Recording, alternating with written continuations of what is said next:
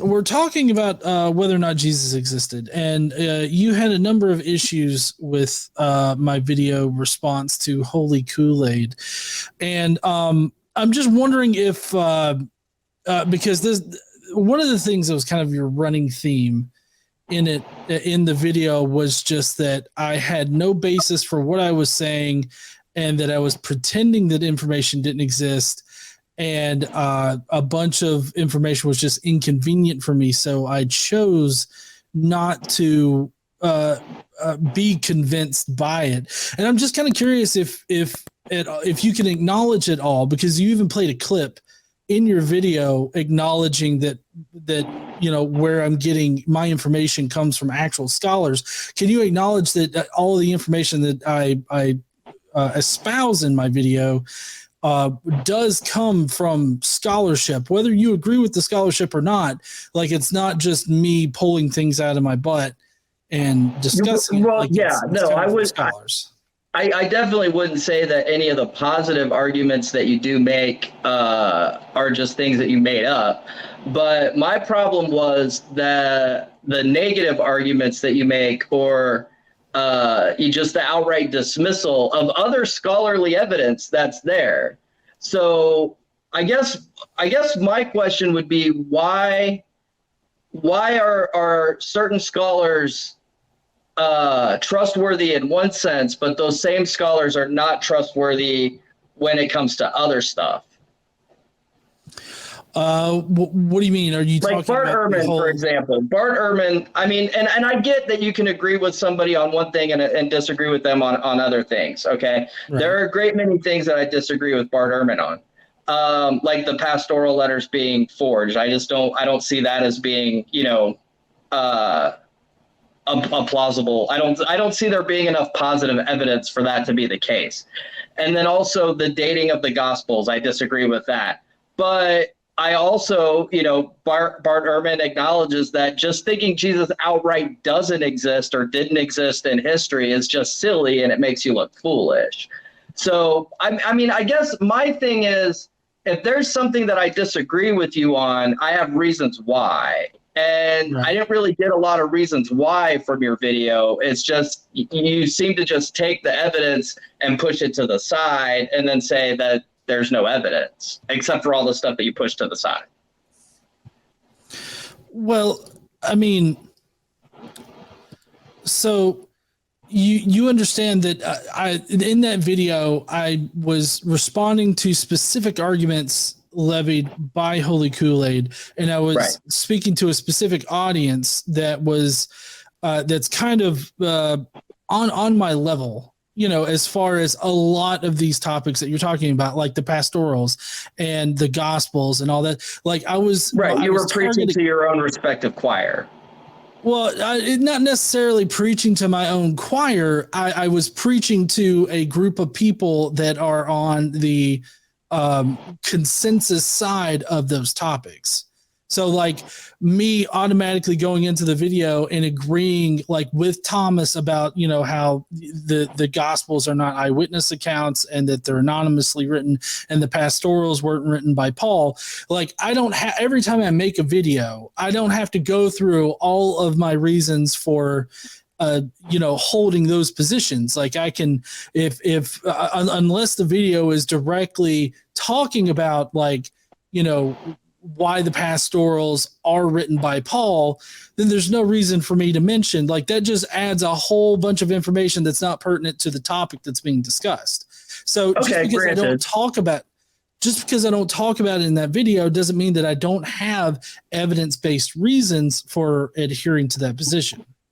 Okay. Well, that's what we can talk about tonight.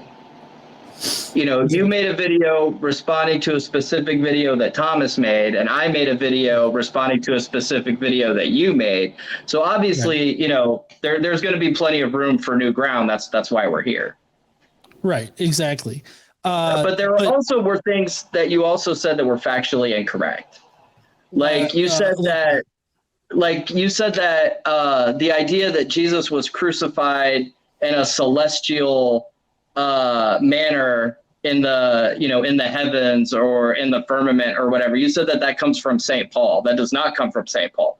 That actually comes from an apocryphal document called the Ascension of Isaiah. Well, no, so you'll get pushback from even atheists on that, because there's plenty of atheists that say that the pocket gospel to the Ascension of Isaiah has always been there, and so the Ascension of Isaiah actually has Jesus going all the way down to the earth and being crucified there. But that's not actually how I construct the hypothesis of Paul coming of holding that position. That's actually curious. Hold on. That's actually supporting information that's showing that, later Christians developed a similar idea. So therefore it's not out of the realm of possibility that Paul also thought this. And there's multiple lines of evidence that I can give for why I think that Paul thought that. But is there anything in Paul's actual writings in the New Testament that would lead you to believe that? Because there's nothing that I've read in the New Testament letters of Paul that would lead me to believe that. Well, yeah. So when Paul talks about who crucified Jesus, he's very vague and ambiguous about it. So ultimately, all of the base that I'm going off here is that all of the verses in Paul are too ambiguous and vague to make concrete conclusions. So like, I'm not saying that there's a concrete evidence that says that Paul was saying this. My position is that they're ambiguous, but I think that considering the surrounding evidence of Paul, the things that he says in his in other portions of his letters and everything like that, that Paul most likely would have thought, A, B, and C. So that's my technical argument. My technical argument is that these verses in Paul are too vague to make a determination. Therefore, they don't actually help us with, determining the certain events in history, like Jesus's birth or his death on the cross, as far as like a matter of it be happening on earth as a matter of history. If your argument were against the virgin birth and we're using Paul as evidence of that, then I would agree with you. Paul never mentions that Jesus was born of a virgin. He never really talks about the Christmas story, but Paul definitely talks about Jesus being born of a woman and being in the likeness of man and being in the flesh. I mean, there's numerous instances, even though Paul, by his own admission, never knew Jesus while he was alive. Right. I don't know necessarily that means he never saw him in the flesh, because Paul was a Pharisee. So it would make sense that he would at least have seen him around Jerusalem, but maybe he didn't. Let's say he didn't. That's not really, by Paul's own admission, he never met Jesus while he was alive on this earth. So his only encounter with Jesus happened with the celestial vision. And that's absolutely correct. However, he does make numerous references to Jesus having been alive on the earth. He right. talks about knowing Jesus's brother James. He talks about do what? Sorry, I was just. Well, yeah, I'm going to disagree on every single one of these points. So if you want to lay them out, that's fine. Well, I mean, if we're using Paul's writings from the New Testament as the evidence that we have for Paul, in Galatians 2, he absolutely talks about knowing Jesus's brother James. He talks about Galatians 1, but okay. I know what you're referencing, but those two Jameses are different people. So I'm sorry. But he says the Lord's brother in the writing, in the text. Not in Galatians 2. He says that in Galatians 1:19. Okay, fair enough. So I miscited the reference by a couple of verses, but he does refer to James as the brother of Jesus, and he also he doesn't. If I can correct you, he says that he is either however you want to phrase it, the Lord's brother or the brother of the Lord. Either one is grammatically the same, but it does not say the brother of Jesus or the Jesus's brother. Like that particular phrase is not said by Paul. But he says, "But I saw none. I saw none of the other apostles except James, the Lord's brother." The Lord's brother, yeah, the Lord's brother. I mean, not the brother of Jesus, but the Lord's brother. So, how would you interpret that passage? That phrasing? Well, considering that Jesus didn't become Lord until he ascended, until he resurrected and ascended back into heaven. Also, you have to consider the familial the familial language that Paul uses. I mean, do you recall how Paul refers to fellow Christians at the time? Yeah, he says "my brethren" and things of that nature, and my there brothers is, and sisters, and it is open ended as to whether or not James actually was, an actual brother of Jesus, because I mean, Catholics, we believe that Mary was perpetually a virgin, so she didn't have any children other than Jesus. But it's very open. The church allows to believe that Joseph had children from a previous marriage, and that his brothers could have been that. So, but either way, though, do what? Where's that in the evidence, though?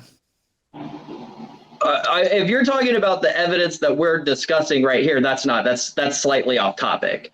I'm just saying, though. I'm saying the assumption that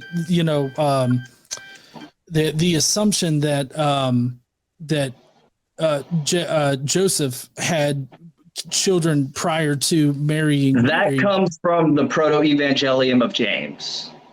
Oh, okay. So it's not a canonical document, but it is a trusted document by later Christians in the 2nd century and onward, right?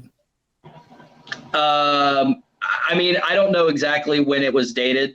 I just know that the church accepts it not as canonical scripture, but as at least reliable enough that we get church tradition out of it. So.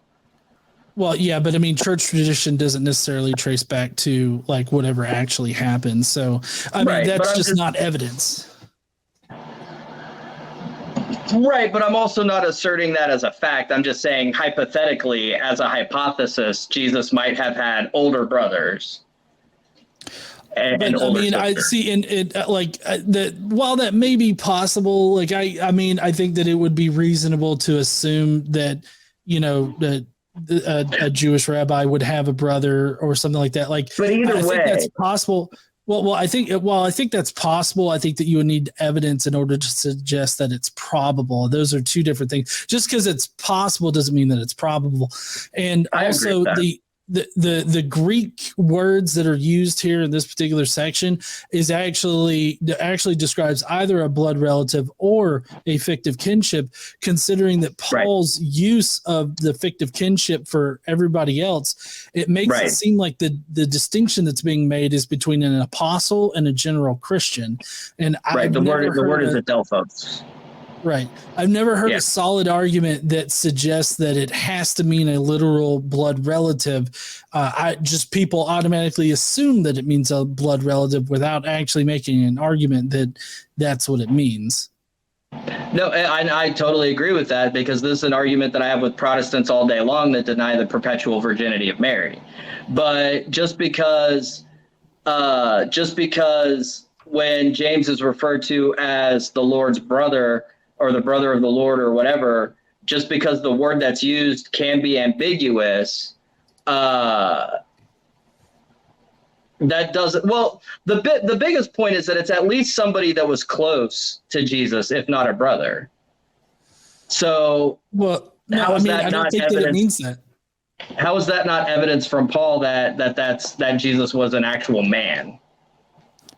Well, because Paul referred to other people as brothers, and there's the whole theology of the fact that when you get baptized into the family of God, you become a brother to Jesus. You become part of the family of God. So how do you distinguish between like a physical brother and this fictive kinship?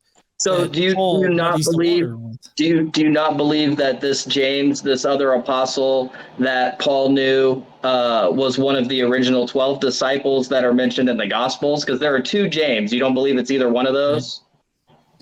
Well, no, because I don't think that the apostles ever existed.